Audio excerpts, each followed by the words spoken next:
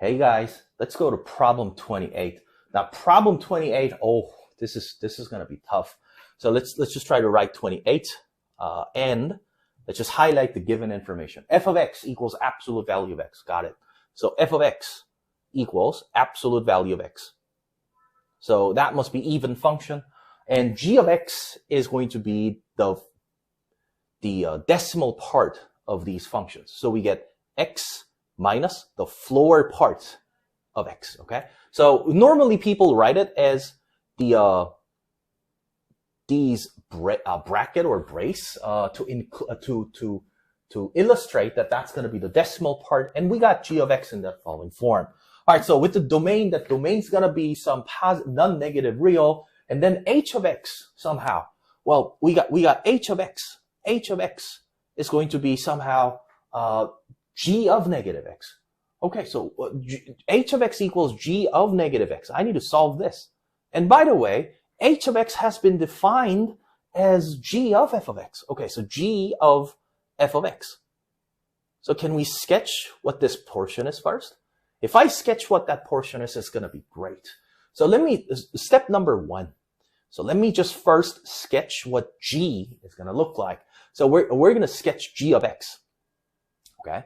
So g of x, the decimal part of these graph, I would say, would be totally sketched in this following format. Right. So we're gonna sketch the hair comb function. So that is the sketch of this decimal part. Okay. So that is going to be given. So this is 1, 2, 3, and 4, and 0. And of course, I can further sketch the other portions as well. The other portion of the graph, just like this. And of course, the y value is going to be just 1. Okay.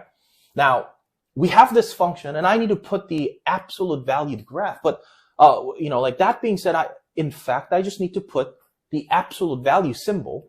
So if I put absolute value symbol to, like the f of x, and by the way, that's g of x, I actually sketched the outer function. All right, so I gotta plug f of x inside. So this actually gets worse. Oh no, g of f of x equals the floor part, the decimal part of f of x. So what do you know about the decimal part of the f of x? Well, decimal part of the f of x, well, we can actually sketch from f of x, like straight off the bat, or we can actually use the even function property. You know that this is going to be even function?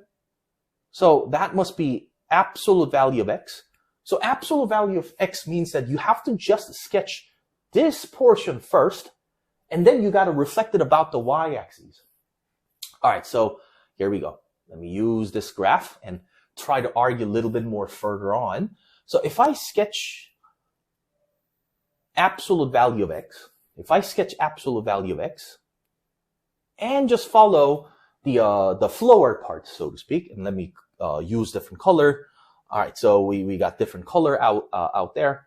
So that becomes portions. I mean, if we take out the floor part, it's gonna look like this.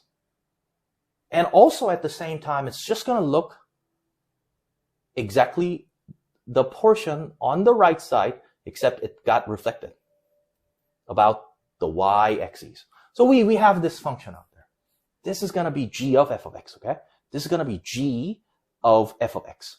And I just sketched the portion about the decimal part of absolute value of x, where all of those functions are locked between 0 and 1. All right, so I finished, like the step number 1. But what happens if I sketch g of negative x? So what is g of negative x? Well, I actually sketched g of x first, so it's going to be better off. G of negative x is going to be reflecting everything that we've seen right now about the y-axis. So eventually, I would say the sketch will be given something like this. Eventually, the sketch of all these functions will look something like this, okay? Well, something like this. And of course, I got to sketch this portion as well. Got to sketch these portion as well. Right. And dot, dot, dot, and dot, dot, dot. All right, so let's just try to combine these two pictures all together. Let's just try to combine these two pictures really nicely, okay?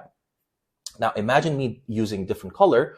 Let me use the red one to indicate what has happened of g of negative x. So we know that the g of negative x is those pink, the line segments. So I'm going to sketch g of negative x right here, okay? So we get all those portions that are exactly same or overlapped on the left side of the x-axis, or the left side of the y-axis. But on the right side of the y-axis, it will be somehow sketched like this. You can check that it all gets sketched just like this. And try to look at the solution. Try to look at the question out there. Infinitely many solutions whose decimal parts can be written as m over n. So I would say we're looking for this point, I would say, the intersection point. Of course, other than all those like integer parts. So if you look at all these points out there, well, it seems like it's the intersection between y equals x and y equals 1 minus x. And it seems like we get y equals x minus 1. And at the same time, we end up getting y equals 2x minus 1 and 2 minus x. So we end up getting something like 0.5. And I got 1.5, I got 2.5, I got 3.5. So all the solutions that we wanted came up with some integer expression or positive integer expression 0.5. So for an instance, we get something like 0.5, and we get 1.5 and 2.5 and so on. Now, if you look at all those decimal parts, 0.5 will be the decimal point. So I would say 5 over 10. If you simplify, it becomes 1/2, and you look at 1/2 as our m over n. So that becomes our m over n. So since we wanted to find the sum of m plus sum of m and n, so we get m plus n equals just 3. So answer 3 came out, and that shall be it.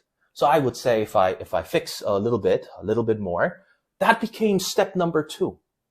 Step number 2, graphing other functions